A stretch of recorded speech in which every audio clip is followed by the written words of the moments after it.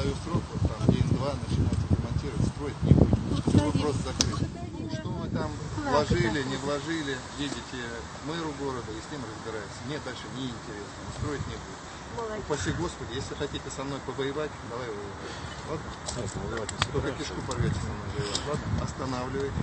И здесь строить не будет. Не будет. Понятно? Сегодня же останавливайте.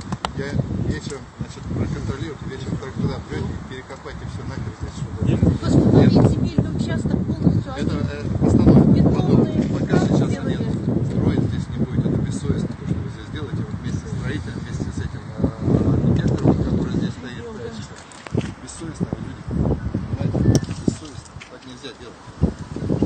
В отношении второго дома, который хотят построить, вы знаете, Нет, давайте так. Вот все-таки там застройка идет, вот эту стройку я останавливаю, строить вот здесь не будет. Кто никто делать будет. Здесь потом мэр пусть разбирается, жилой дом здесь строиться не будет. Если там, я не знаю, может, птичий путь, я не знаю, маленький садик или что, и там двор вы сделаете. Но это вы решите вместе с мэром. Слушайте, не останавливайте на развитии дома. Но здесь дома не будет. Это я вам точно говорю. Дома не будет. Вот я слово даю, я упрусь всеми копытами, рогами, все, что у меня есть, и никто меня не сдвинет. Понимаете? Со мной не играйте. Вот.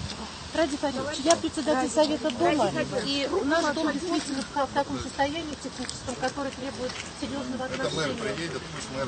Мы поговорим.